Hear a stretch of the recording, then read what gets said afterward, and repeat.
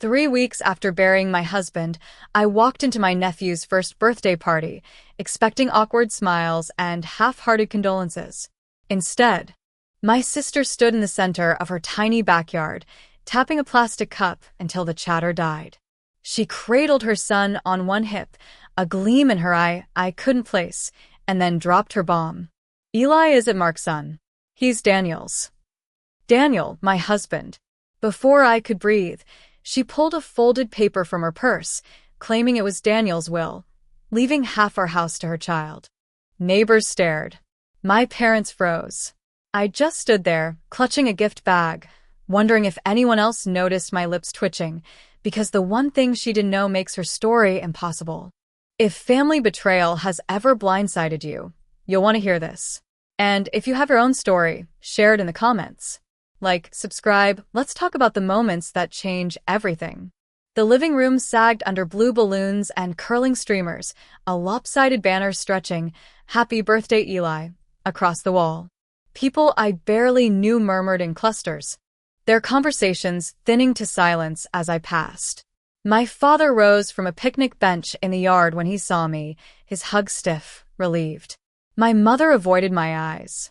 I placed the wrapped box on the gift table, fingers numb, and asked where the birthday boy was. "With your sister," my mother said, glancing toward the house. Minutes later, she emerged, hair freshly done, a dress too new for her budget. Eli squirmed in her arms, bow tie crooked. She didn't look at me when she set him in the high chair. The crowd quieted, breathless for whatever came next. Her voice carried, "This year's been full of surprises, one I can't keep to myself anymore." Then her gaze locked on mine, and the lie spilled into the cold afternoon. There's a reason I didn't collapse under the weight of her words. A reason I could stand there, surrounded by whispers, and feel something dangerously close to laughter press against my ribs. 2 years ago, Daniel and I had made a decision most couples never imagined discussing. It began in a doctor's office, the blinds drawn against the winter sun. He'd been having pain for weeks, tests, scans, then the quiet recommendation: surgery. A varicocele, the doctor said, and while they were in there, a vasectomy would prevent further complications. Daniel's hand found mine, warm and steady. "If it means I'm around longer with you, then it's worth it," he whispered. We left the clinic with his future health secured, and the absolute certainty that no child would ever bear his DNA again. Not long after, Daniel suggested something else, something far more personal. He called it our disaster kit. We sat at the dining table late into the night, documenting everything that might one day protect us. Copies of his updated will, drawn up with our family attorney. Notes about things we'd rather not believe we needed to write down. The late-night messages from my sister, the way her hand had lingered on his arm when she thought I wasn't looking. The times she just happened to appear where she knew he'd be. He never accused, he recorded. Quietly, thoroughly. One Saturday morning, we drove downtown to the bank.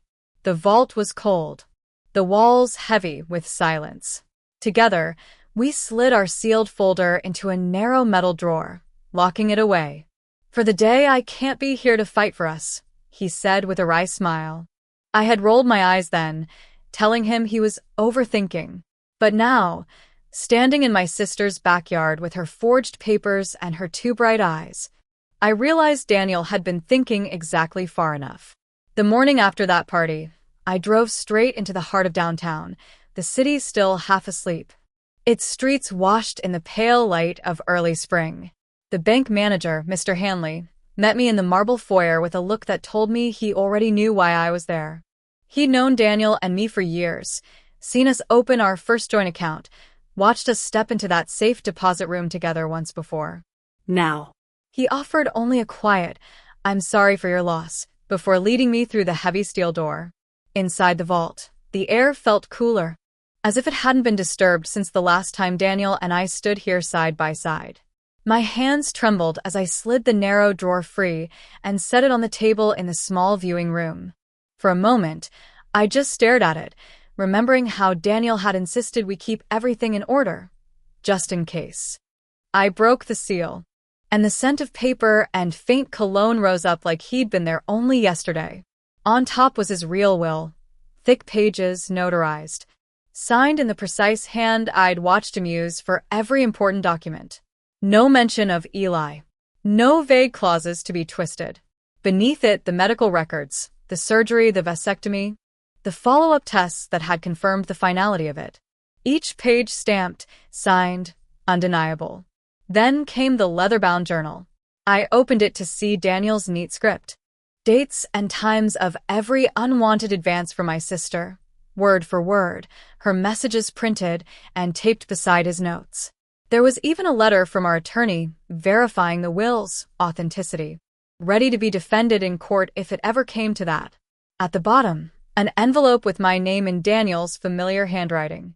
I hesitated before opening it, afraid of what the sound of his voice in ink would do to me. "If you're reading this," it began, "then I'm not there to keep her from hurting you. I hope you never need these documents, but if you do, use them. Protect yourself. You deserve that much." The words blurred as my eyes filled. Even gone, he was still shielding me, still thinking 3 steps ahead. I carefully gathered what I needed, the will, the medical records, select pages from the journal, and returned the rest to the box. Locking it away felt like sealing a part of him back into the vault, safe but out of reach. Mr. Hanley walked me out without asking questions. In my car, the folder sat on the passenger seat, heavy as stone. I placed my hand over it, took one long breath, and turned the key in the ignition. Daniel had already done the hard part. Now it was my turn. James Wilson's office sat in a narrow brick building on a quiet street, the kind of place where nothing hurried but everything mattered. When I stepped inside, the scent of old leather and paper greeted me. His receptionist, a woman with kind eyes, rose from her desk. "Mrs. Hale," she said softly, "he's expecting you." James came around from behind his desk as I entered, his silver hair catching the light from the tall window. He'd been Daniel's mentor when Daniel was just cutting his teeth as an attorney, and their friendship had lasted long after Daniel changed firms. He clasped my hand warmly, but with a gravity that told me he already sensed this wasn't a casual visit. I set the folder on his desk and slid out the forged will first. He adjusted his glasses, scanning it with the precision of a man who had spent his life dismantling lies. "This is sloppy," he said finally, tapping the page. "Language is wrong. Structure is wrong. And this signature, no court would uphold it. But the fact that she thought this would work? That's troubling." I pulled out the real will next, the one Daniel had signed in his presence. James compared them, nodding. "This," he said, "is airtight. And these," I laid down the medical records, the vasectomy proof, the follow-up tests. His eyes moved over the pages, slow and deliberate. "Biologically impossible for Daniel to be the father," he confirmed. I told him about the party, the announcement, the stares. About the way my sister had looked at me like she'd already won. James listened without interrupting, fingers steepled under his chin. When I finished, he leaned back in his chair. "You have everything you need to shut this down," he said. "But before we move, we should know exactly why she's doing it. People don't commit fraud like this without pressure, financial, personal, something." He picked up the phone and dialed a number from memory. "Frank, it's James. I've got a situation that needs your kind of digging." A pause. "Yes, today if you can." When Frank Delaney arrived, short, broad-shouldered, eyes sharp as glass, James gave him the bare bones, then left me to fill in the rest. I told him what I knew of my sister's life, which wasn't much. The bartender boyfriend named Cole, the baby, the sporadic calls. Frank took notes in a battered leather pad, asking questions that made me realize how little I'd paid attention to her world. "I'll start with her finances," he said finally. "Debts, assets, job history. And I'll look into Cole. If there's leverage here, we'll find it." He stood, tucking the pad into his jacket. "Give me a few days." As the door closed behind him, James looked at me steadily. "You're not alone in this, Evelyn. Daniel made sure of that." I nodded, my fingers brushing the folder. For the first time since the backyard, I felt the faint stir of something other than grief. Resolve. 3 days later, I was back in James's office, the late afternoon sun slanting through the blinds. Frank was already there, leaning over the conference table, a spread of papers and photographs laid out like evidence in a trial. He didn't waste time with small talk. "Your sister's in deep," he began, his Boston accent clipped and deliberate. $78,000 in debt, credit cards, personal loans, and medical bills for the kid. She's months behind on rent. Eviction notice already filed. She's applied for 3 more loans in the last month, all denied. Her credit's wrecked. He slid a document toward me. This is her eviction order. She's got until the end of the month to pay up or get out. I recognized the handwriting in the margin, Cassandra's frantic notes to herself, phone numbers of landlords, underlined words like urgent and final. "And Cole?" I asked, my voice quieter than I meant. Frank's jaw tightened. "Gone. Moved to Denver with a new girlfriend 6 months ago. He sends maybe $100 here and there, nothing steady. And he's got a warrant in New Hampshire for unpaid child support from another relationship. History of assault charges, too. You don't want him near the boy." I looked down at the next set of papers, printouts of text messages between my sister and her friend Dana. The words were like a cold slap.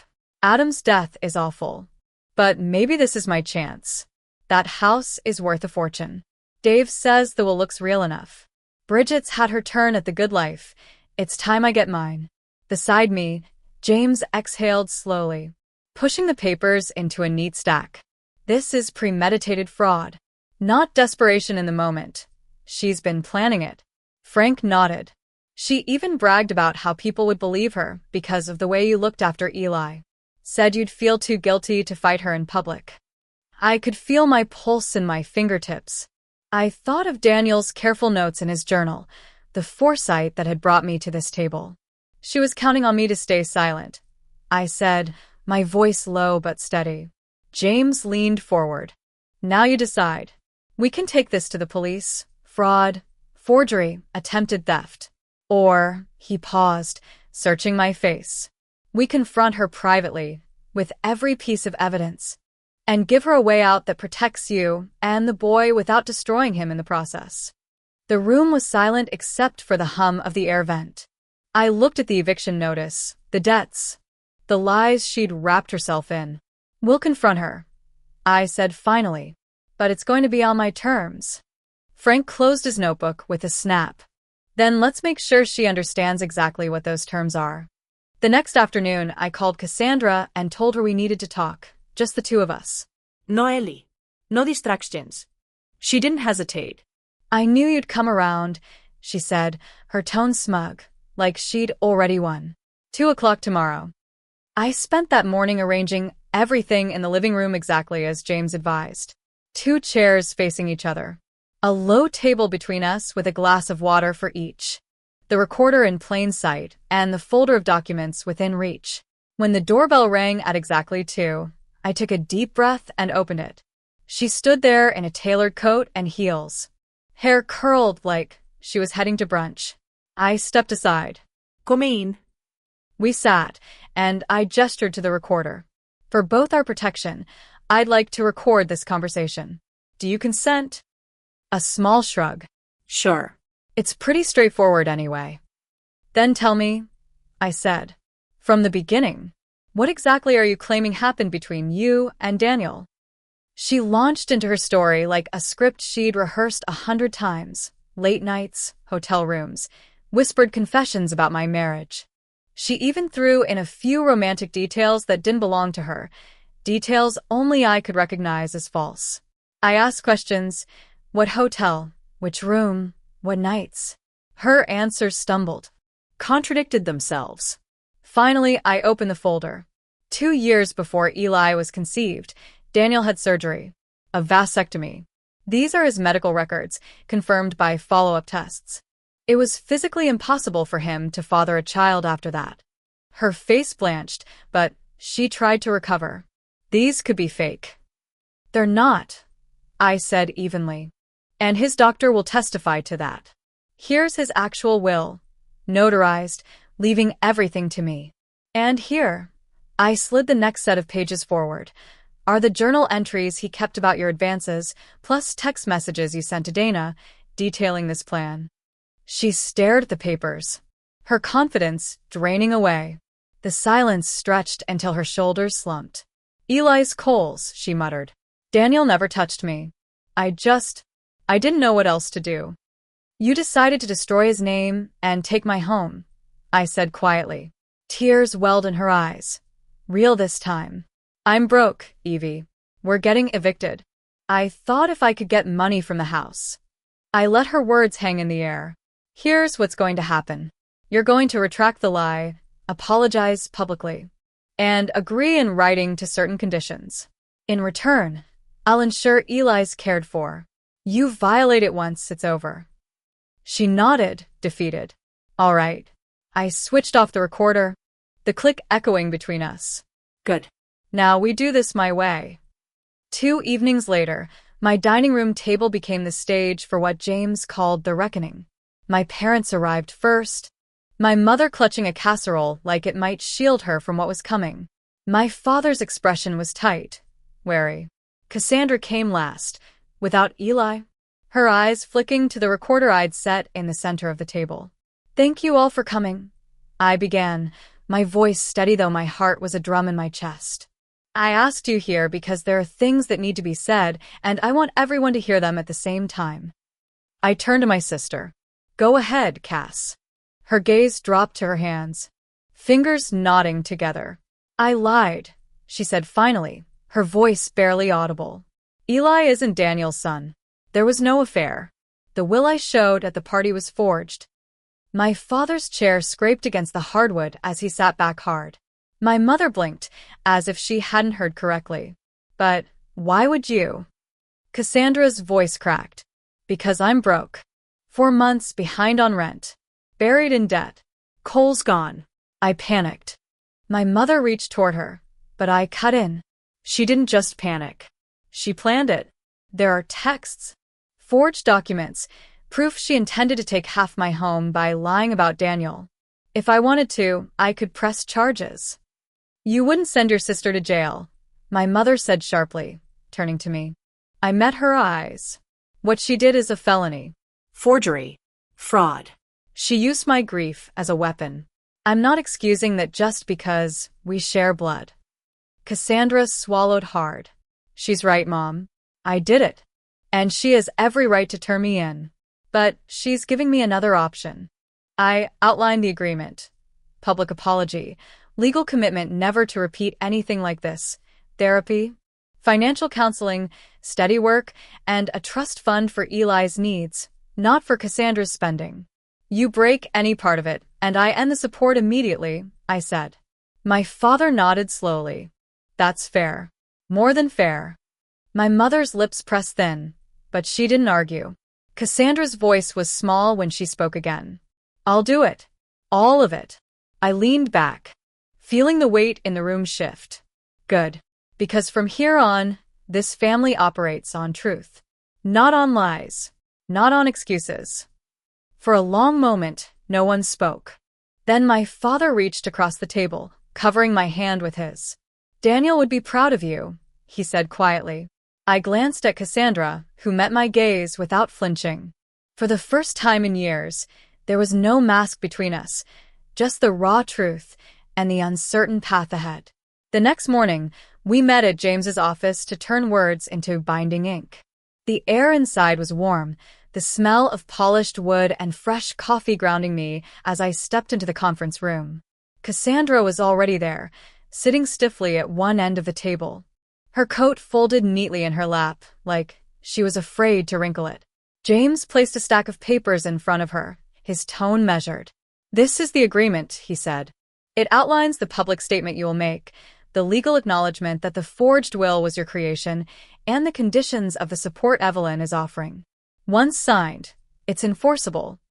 Her pen hovered for a moment before touching the paper. I watched her eyes move over the words: therapy, financial counseling, steady employment, trust fund for Eli's education and medical needs. She signed each page without argument, the scratch of the pen loud in the stillness. James slid the final document toward me. My signature felt like sealing a door, keeping the worst of her choices behind it, while allowing a narrow path forward. Afterward, we moved to his smaller meeting room where a camera and microphone were set up. Cassandra sat in front of the lens, her hands clasped tightly in her lap. James nodded for her to begin. "My name is Cassandra Hale," she said, her voice thin but steady. "At my nephew's first birthday party, I made false claims about my late brother-in-law, Daniel Hale. I said he was the father of my son. That was a lie. I forged a will to make it seem true. None of it was real. I apologized to Evelyn, to Daniel's memory, and to everyone I hurt by spreading these lies." When the camera stopped, she exhaled as if she'd been holding her breath for days. That weekend, we sat around my dining table again, this time just the two of us, to discuss the trust fund. I told her how it would work. The money held in a separate account, used only for Eli's school and medical expenses, overseen by me and the bank. "This isn't for you to live on," I said plainly. "It's for him." She nodded, not meeting my eyes. "I understand." As she left, she paused at the door. "I'm going to try, Evie. I mean it this time." I studied her for a moment, searching for the old glint of manipulation and finding, maybe, a shadow of sincerity instead. "Good," I said, "because there won't be a next time." When the door closed behind her, I stood in the quiet house, the signed documents stacked neatly on the counter. For the first time in weeks, I felt the knot in my chest loosen, not gone, but lighter, because now there were rules, boundaries, and the means to protect what mattered most. 6 months slipped by, each one marked not by grand gestures, but by quiet, deliberate steps forward. Cassandra started therapy with a counselor James recommended, a woman named Marlene who specialized in breaking old, destructive patterns. Twice a week, without fail, she went. The first month, she barely spoke in their sessions. Marlene told me that much when I checked in, but by the third, she'd begun to unpack the years of jealousy, the constant need to measure herself against me. She also took the job James had helped her secure, an office manager position at a small dental practice. It wasn't glamorous, but it was steady, with health benefits and a predictable paycheck. Every other Friday, she sent me a copy of her pay stub as we'd agreed, proof that she was keeping her end of the deal. The trust fund for Eli was already at work. In April, it covered a hospital bill for a minor procedure related to his heart condition. I was there that day, holding his hand in the waiting room, his small fingers curled around mine. Cassandra sat across from us, her face pale but calm. When the nurse called his name, she glanced at me before standing. "Come with us?" she asked quietly. I did. On weekends, I took Eli to the park or the children's museum, sometimes just for ice cream down the block. He'd started calling me Aunt Evie in a sing-song voice that made something in me ache and heal all at once. I never brought up the past to him. Those stories weren't his to carry. My parents were slower to adapt. My mother still tried to smooth over the edges, as if one good month could erase what had happened. My father, though, seemed to understand the new rules. He didn't push for closeness between Cassandra and me. He just encouraged the small, steady contact we'd managed to build.